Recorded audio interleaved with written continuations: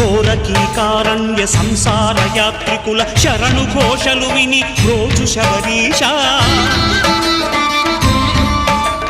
పాపాలు దోషాలు ప్రక్షాళనము చేయు పంపానదీ తీర ఎరుమే నివాస నియమాల మాలతో సుగుణాల మెట్లపై నడిపించి కనిపించు అయ్యప్ప స్వామి